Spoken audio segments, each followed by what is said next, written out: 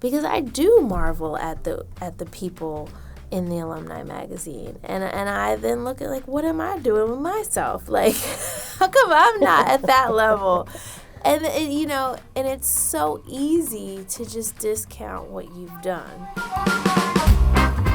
Welcome to a new episode of Lives That Speak, a podcast highlighting the exceptional work of Sidwell Friends School alumni. I'm Helen Diamond, the Chief Communications Officer for Sidwell Friends, a pre-K through 12th grade independent Quaker school located in Washington, D.C. In this interview, we sat down with Natalie Randolph, a graduate from the class of 1998.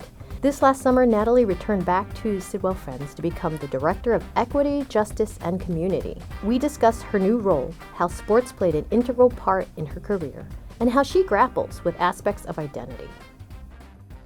Natalie Randolph, class of 1998, welcome Thank to you. our podcast. Welcome to Lives That Speak. Natalie, this weekend, you're fresh off of the Black Student Union production, the 31st year. Congratulations. Thank you. How does it feel to be back? How does it feel to be the executive producer of the show? It felt good, and it feels different because, my experience had been as a student, and the stakes are a lot higher as an administrator, as an adult supporter, because this is the student experience, just like it was my experience when I was here, and the pressure to make sure that that's a good experience for them and to not make it, a bad experience for them. What did your classmates think when they heard that you were involved in the show? They all kind of had the same question. What's it like to be, on the adult side of things now that you've been in it? And I kind of had the same answer. Like, it's different, it's stressful, and there's the pressure to make it good for the kids and make it something that they can be proud of. Do you remember the theme of your show when you were a student? No, it's such a blur. I remember Motown. We all had to suffer through Motown. Motown medleys and all of those songs bring back memories, I think, for all of us, and doing that on stage. So it was nice to see our current students have to go through that too. So bringing back Dr. Payton, Dr. Ricky Payton, back into the show, what was it like working with him as an adult? It was great. You learn a lot, and also you learn all of the difficult processes that go into show business, and he's a pro at it, and sometimes it can feel chaotic, and it can feel, that stuff is everywhere, and managing all of that and trying to also manage everyone's expectations of what it was. I think putting on a production is difficult no matter what kind of production it is. But what Mr. Payton brought is the musicality of it. And when we were here with him, we did the singing and the dancing constantly as part of our curriculum. Whereas with the kids that are here now, they weren't necessarily used to that level of performance, or not level is the wrong word. They were not used to that type of performance and the type of production that it was, the musical nature of it. So they were out of their comfort zone. Right. And so it was nice to see them grow in that. It was nice to see their first reaction to Mr. Payton when he came to the first rehearsal. It was a very good reaction. Music kind of pours out of him. And it was nice to see some of them were kind of in awe at when he starts playing. And what do you feel like the students, like from the beginning of the process to the end of the process, what do you think that experience was like for those students? I think it was probably difficult for them. They were really out of their comfort zone. There was a lot of choreography, there was a lot of vocal, and they were not used to it. But seeing how proud they were of themselves at the end once they performed it and got the standing ovation, that was really nice to see. Yeah, very nice to see. And at the end of Friday's performance, you did something very special very, very special. You gave a dedication to Bob Williams, who was the former middle school principal. And you invited his wife, Lynn, and the family up to stage. And to say a few words, and then Dr. Payton, played a special number that he had composed himself. What was that like? Oh, that was great. You know, Mr. Williams was my principal, but he was also one of my best friend's dad. So you can never get in trouble. Well, no, I was not looking to get in trouble. I was not the kid that wanted to get in trouble. But you know, so he held a special place in my heart beyond what and who he was at Sidwell Friends. I consider his daughter Maisha one of my best friends, and I consider their family like family.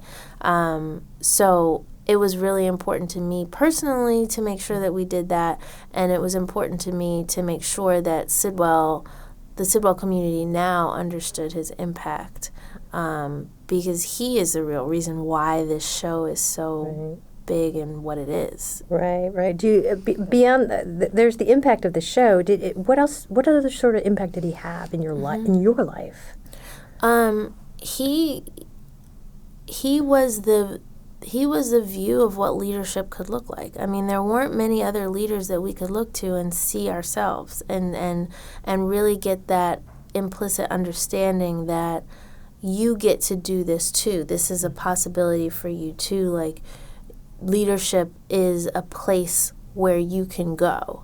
And that's who he was for a lot of us. He was also a very calm and assertive view of leadership. I think he was a healthy view of what leadership looked like. He was always calm. You know, I don't ever remember seeing him lose his temper as a leader, you know, or as her dad. Like, he was that calm, steadfast, cool, calm, and collected presence. And I think that's important for all kids to have, and it's also important for kids of color to see. Right. You do realize that now you're kind of in that role, and that it's quite possible there's a kid out there who's saying the same thing about you. Oh, man.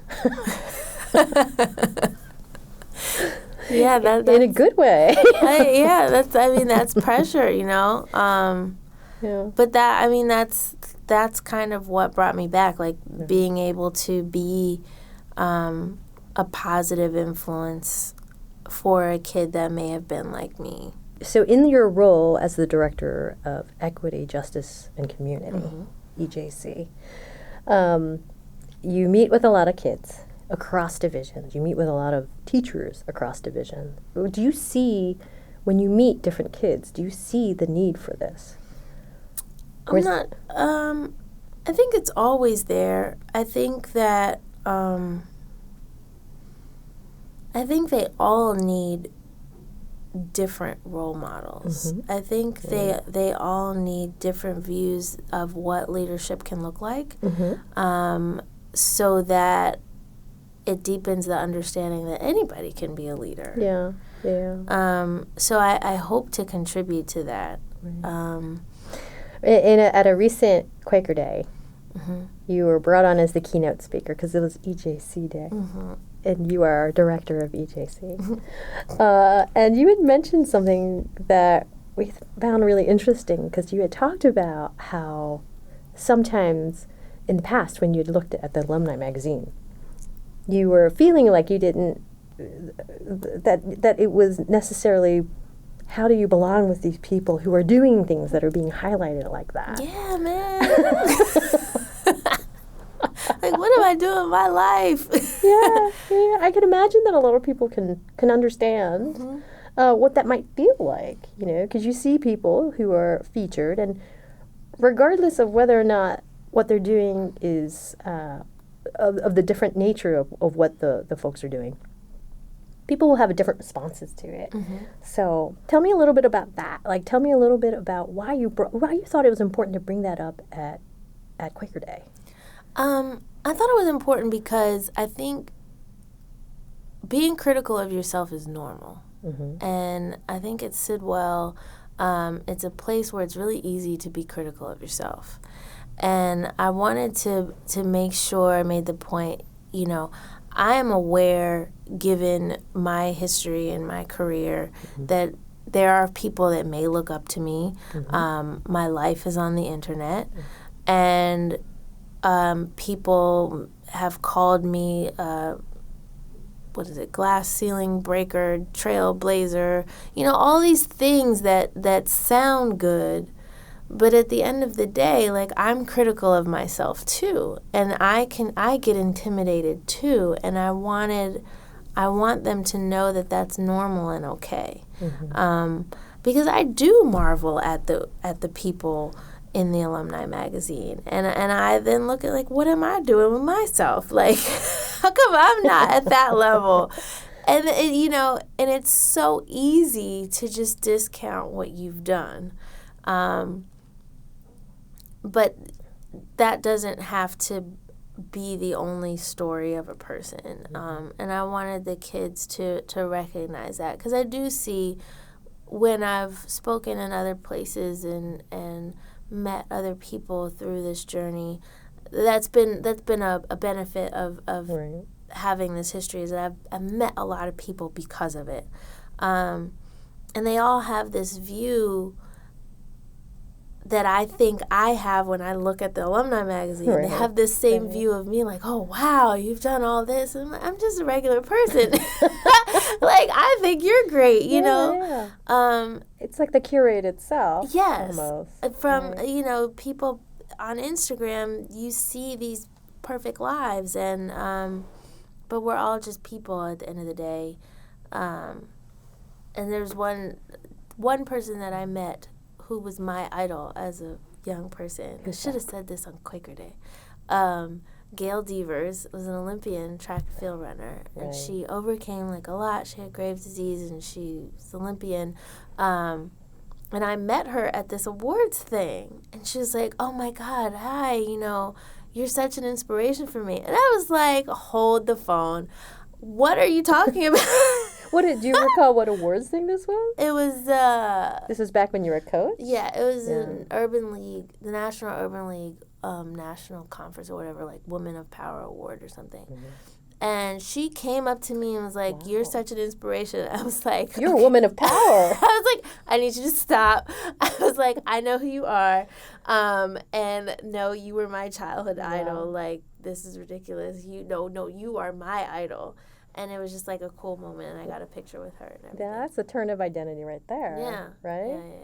Yeah. So when you were talking and you were addressing the entire upper school, all 500 plus mm-hmm. young people, you were addressing the upper school where you used to sit, mm-hmm. right? And you started talking about identity. And you mm-hmm. started talking about your identity and how your identity plays out in your own mind, how it played out in the media. Mm-hmm. Tell us a little bit about that. What do you hope to teach the kids about identity and how to understand their own identities? Yeah, I wanted them to know that it's not a fixed thing all the time that mm-hmm. a person has figured out for themselves. I am this, right? And I spoke to them about during the time when I was coaching and teaching, there were 3 different identities that I had to manage about myself. I had the media identity, who the media wanted me to be. They wanted me to be a certain thing.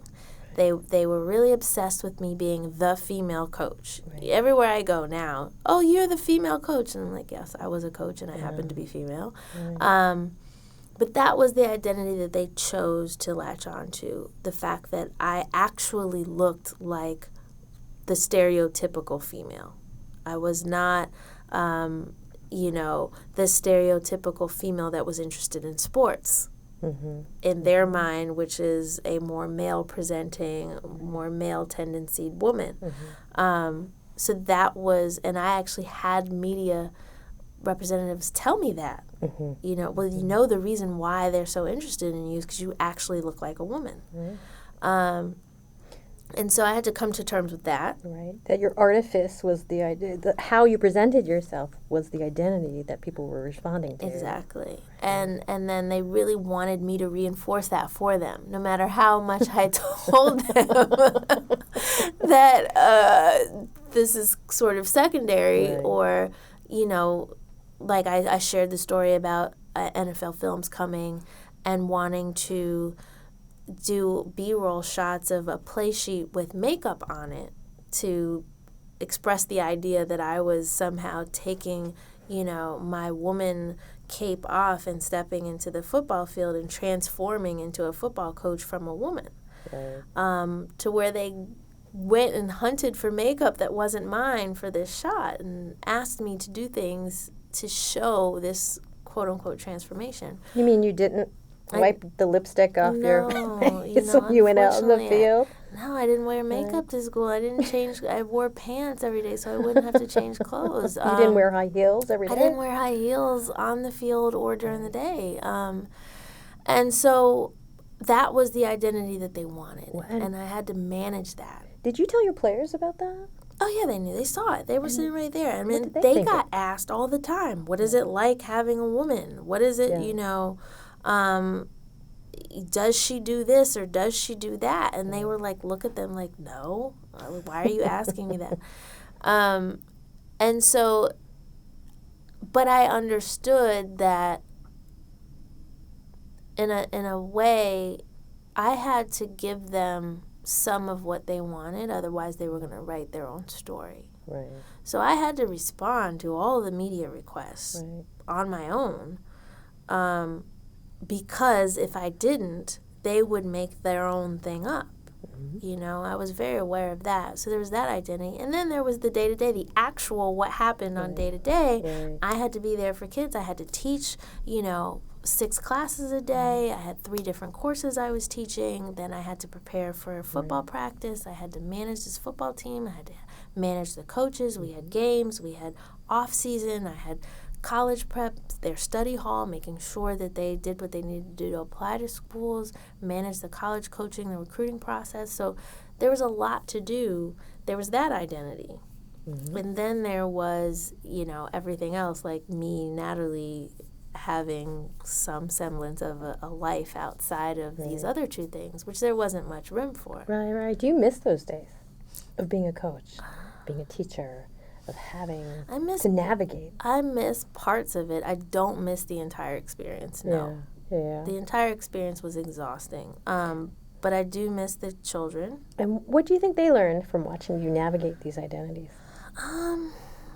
I think they learned that they had to do that too. Right. I still am in contact with quite a few of them and counsel them still. And have some of them graduated college already? Oh, yeah, they're all graduated. They're all, I'm old. They're all young.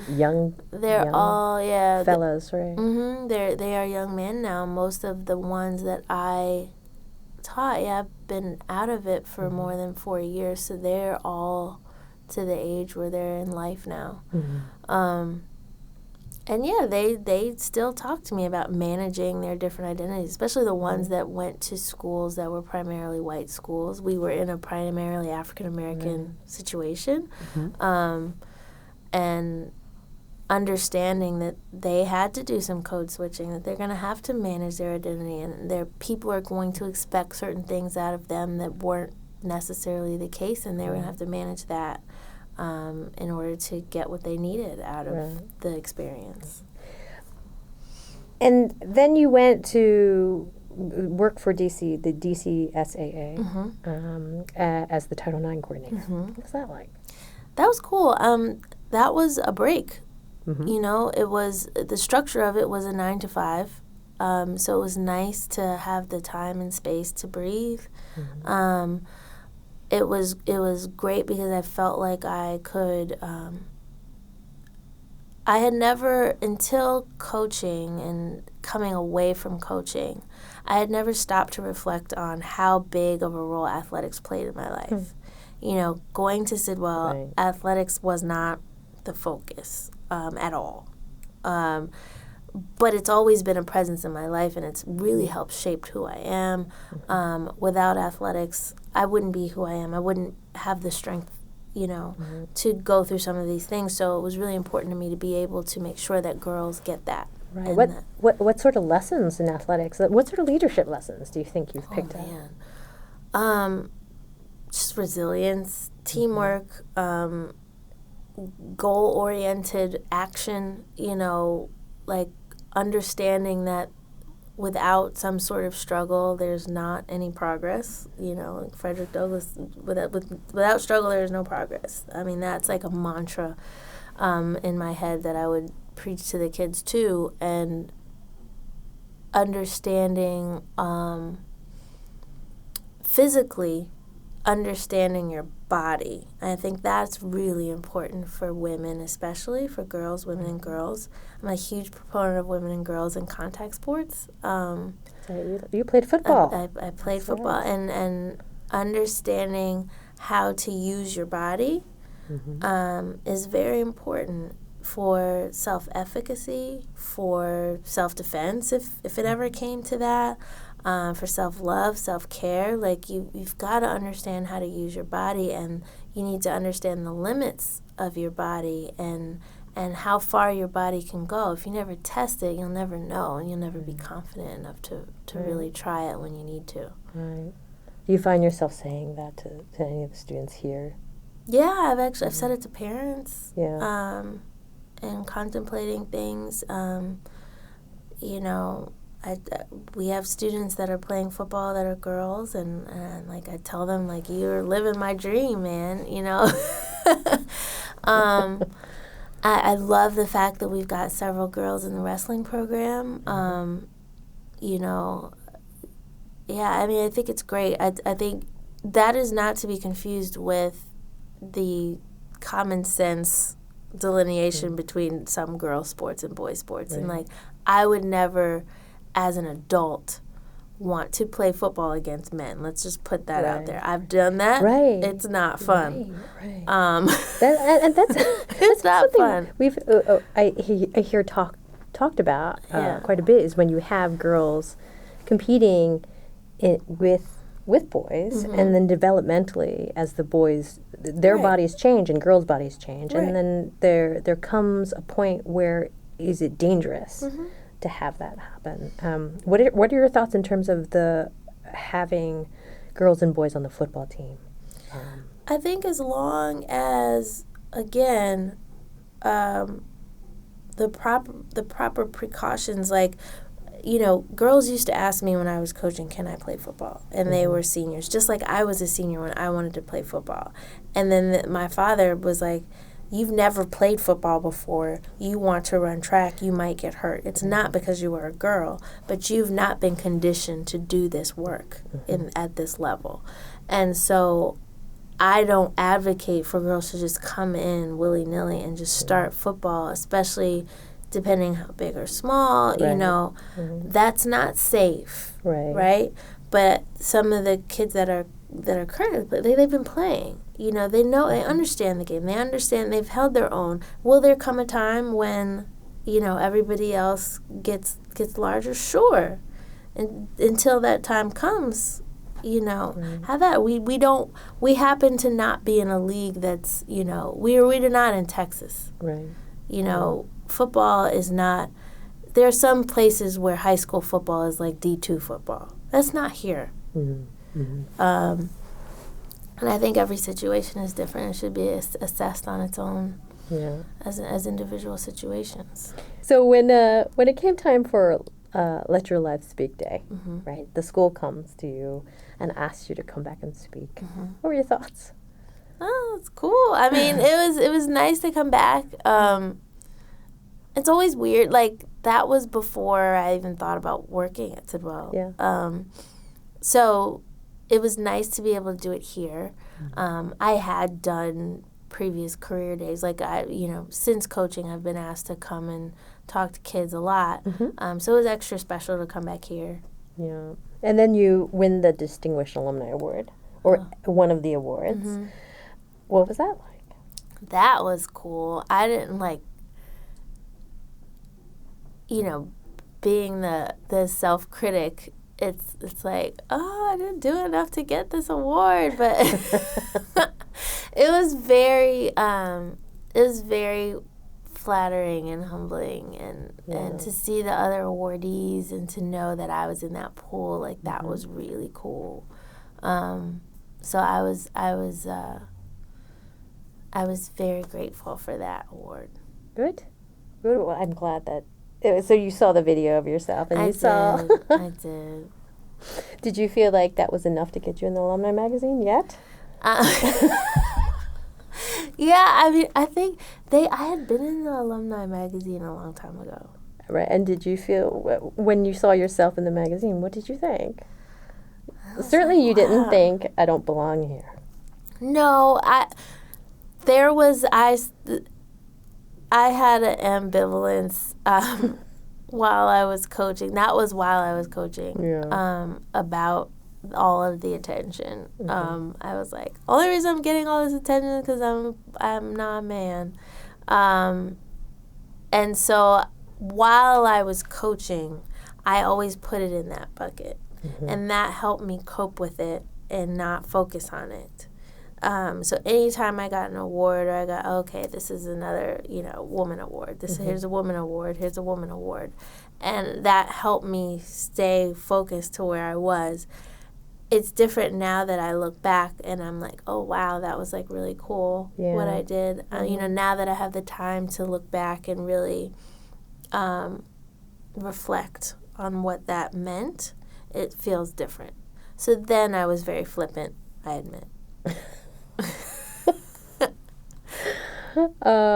So now that you're the director of EJC, we have the Center for Ethical Leadership. In the future, we have a vision for what it may or may not be. So it would be great to hear you talk a little bit about why have the Center for Ethical Leadership? Oh, I think it's very exciting. I'm excited about the Center for Ethical Leadership.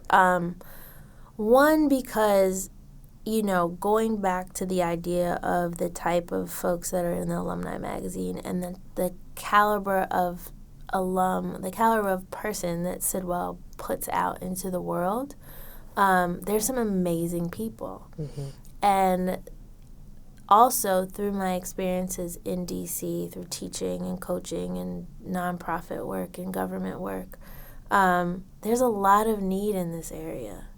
And my anecdotal experience with Sidwell and those of us that come out is that a lot of times we go elsewhere to serve. And I want the Center for Ethical Leadership to really bring some of that talent back to D.C. and use the talent that we have here for the needs in the D.C., Maryland, Virginia area. So I want the Center for Ethical Leadership to make Sidwell Friends a better steward of our local community and teach kids the important things about leadership and ethics and service within our local community. And so that way they have a rooted education in it. So when they go off into the world and become amazing and Alumni magazine worthy, hopefully they'll bring some of that amazingness back to this area and help make a difference in this area that we're in. Right.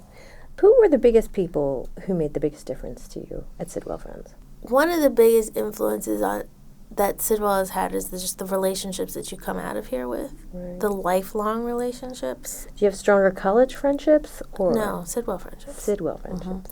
And that is something that is, I think, unique in that I thought it was normal to have close high school friends. But then in college, people kind of gravitated toward each other and kept those relationships. But now I do have a few college relationships. But the majority of my long-lasting friendships are from here. So I think that is a huge, huge, huge benefit to Sidwell. The other thing, I think all of the adults here pushed you to question. And the concept, I used to say it a lot, the concept of positive discourse I learned here. That was a big influence on me, and being able to debate and state your case and, go about the business of trying to change someone's mind in a respectful way. And I think I learned that here through the style that our classroom style, our learning style of discussion and discourse. That was really important. Who were some of your favorite teachers? Maurice Hall, who's no longer here. He was an English teacher. Mama Duguay never stops to say. Yes, Mama Duguay taught me French. He was wonderful. Of course, some of them are still here. Like Coach Gold was a big influence on all of us. And he was an athletic coach at upper school and middle school. So he, I think a lot of people would probably name him in the athletic realm and just the grit realm, like learning how to that competition. Who else? I mean, all of my Miss Milroy, who is still here, she was my teacher. Mr. Entwistle was my teacher. Miss Fields was my teacher. So it's nice to come back and see those folks, even though some of them are retiring. But I mean, we had a lot of good teachers. There's too many. Oh, Dave Wood, who I just saw, like he was my science teacher. Dave and Dan. Like when you talk about what students teach you, what do students teach you? Oh my God, they always teach me. Students teach me to remain open. Like they always come with a perspective that it's like, what? And like, where did that come from? But it's good because, like, it keeps you current, it keeps you questioning, it keeps you humble. Like, I don't know everything. Or they'll come with a question that, my favorite in teaching was, like, kids will come with questions you just could not answer. And I would just be like, I don't know. What do you mean you don't know? Like, there's no way for me to know everything. Go figure it out. And so I think from students, I've definitely learned how to say I don't know. Well, Natalie Randolph, it's been a pleasure to speak with you. As it is to speak with you, too.